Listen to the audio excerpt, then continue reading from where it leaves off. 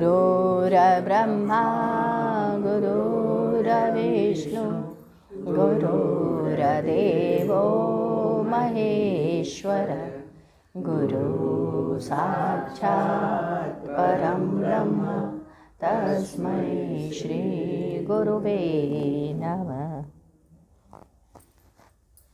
आइए आगे की तरफ पढ़ते हैं।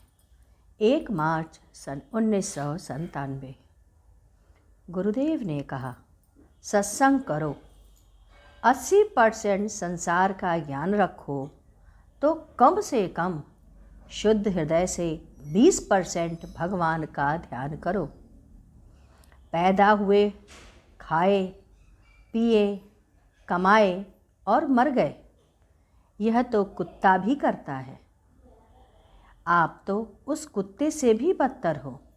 कुत्ते अपने बेटा बेटी के लिए परेशान नहीं रहता, परंतु मनुष्य वंश और वंश का ख्याल करता रहता है।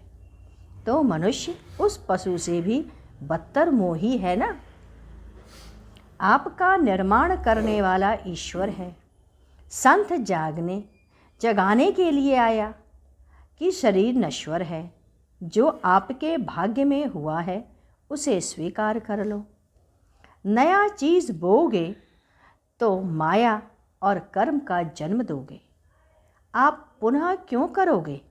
पत्नी मर गई। जब पहले के प्रति आपकी निष्ठा नहीं थी तो दूसरी पत्नी कैसी?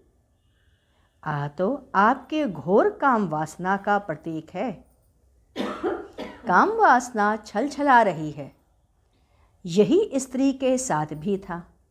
पति के मरने के बाद पुनः दूसरा पति बना रहे हो। अतः निर्मल बनकर जीव, पवित्र बनकर रहो। अशुभ लोगों से बचो। अनुचित कार्य से अपने को विरत कर लो। देर में करो या अंत में करो, पर अनुचित मत करो। पेड़ में दीमक लग गया, उसे जलाओ मत, उसे मारो मत, दवा छिड़क दो। गोहरी पर चींटियाँ लग गईं, आप उसे जला दिए, यह उचित नहीं। थोड़ा इंतजार कर लो।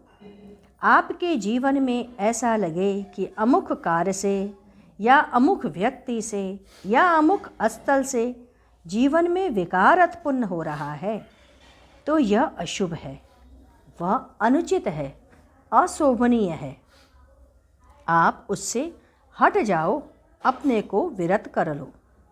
शास्त्र कहता है, वहाँ रहें जहाँ रहने से मन आपका निर्मल बने।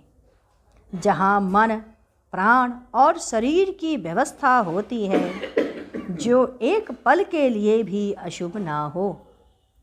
भोजन ग्रहण करने के समय देख लो, भोजन करने की आवश्यकता है क्या?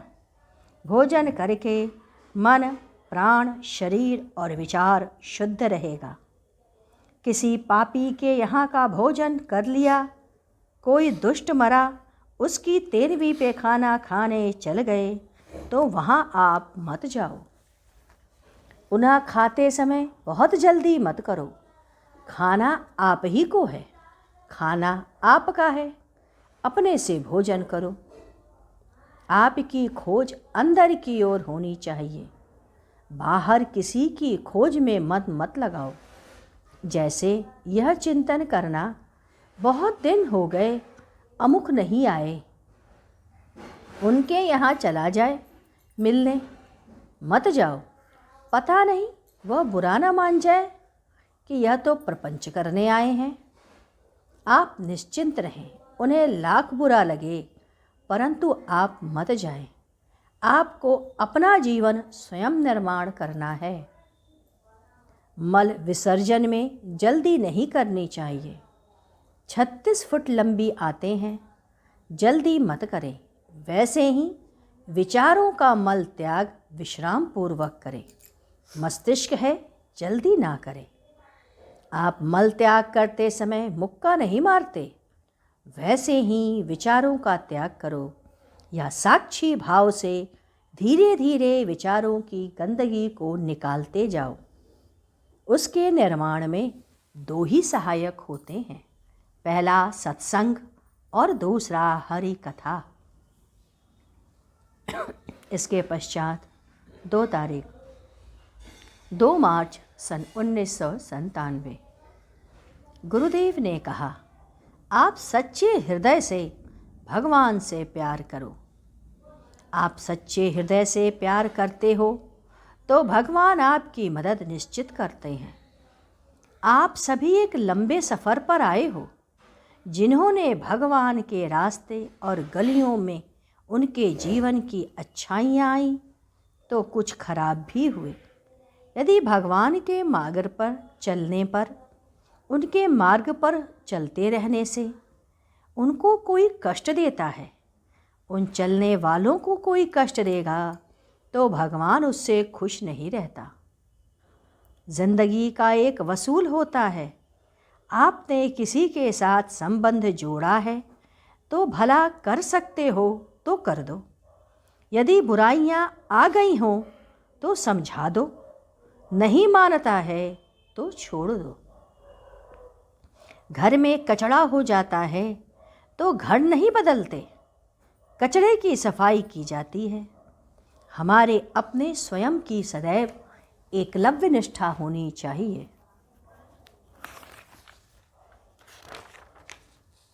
इसके पश्चात 4 तारीख 4 मार्च सन 1997 लाल जी उर्फ लाल स्वामी जी की कथा।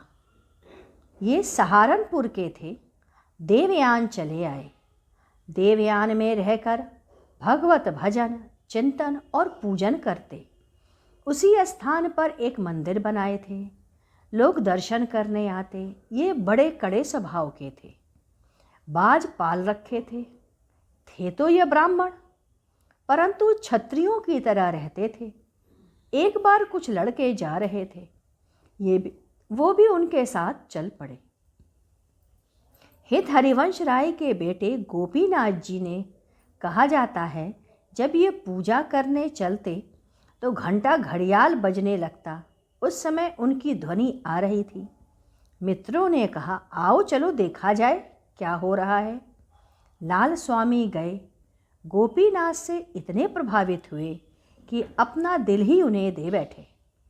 उन्होंने कहा, अब मैं कहीं नहीं जाऊंगा। मुझे आज पता चला है कि इसमें इतना रस भी होता है। इनको दीक्षा दे दी गई।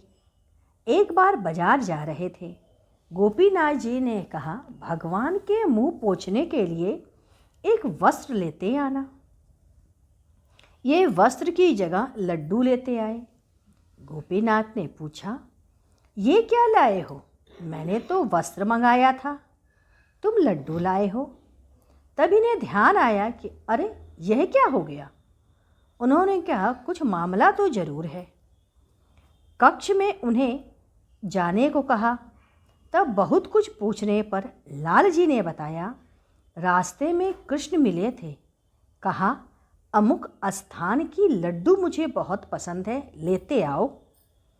मैं बड़े दुविधा में पड़ गया कि गुरु की आज्ञा मानूं या जिनकी पूजा होनी है उनका कहना मान लूं। फिर सोचा, इनका ही कहना मान लेता हूँ। अधिक से अधिक गुरुदेव निकाल देंगे, तब मैं गांव चला जाऊंगा। गुरुदेव ने कहा, तुमने ठीक ही किया। कुछ समय बाद गोपीनाथ ने कहा, तुम परिवार छोड़कर आए हो, तुम घर चले जाओ या तो परिवार लेकर आ जाओ। घर पर ही रहकर भगवत भजन करो। ये घर चले गए और घर पर ये भगवत भजन करते रहे। ये किसी से मिलते नहीं थे। एक बार प्रभु का दर्शन इन्हें प्राप्त हो चुका था। उसी समय के ध्रुवदास जी भी थे, उनकी चर्चा भी आई है, वो हम लोग फिर आगे पढ़ेंगे। आइए गुरु कीर्तन करें। ओम मंगलम, ओम मंगलम, गुरु मंगलम, गुरुदेव मंगलम।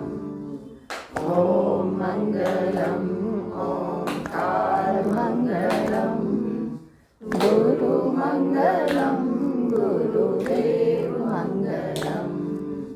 ओम मंगलम, ओंकार मंगलम गुरु मंगलम गुरुदेव मंगलम ओम मंगलम ओंकार मंगलम गुरु मंगलम गुरुदेव मंगलम ओम मंगलम ओंकार मंगलम गुरु गुरुदेव मंगलम ओम मंगलम ओंकार मंगलम गुरु गुरुदेव मंगलम ओम मंगलम ओंकार मंगलम गुरु गुरुदेव मंगलम ओम मंगलम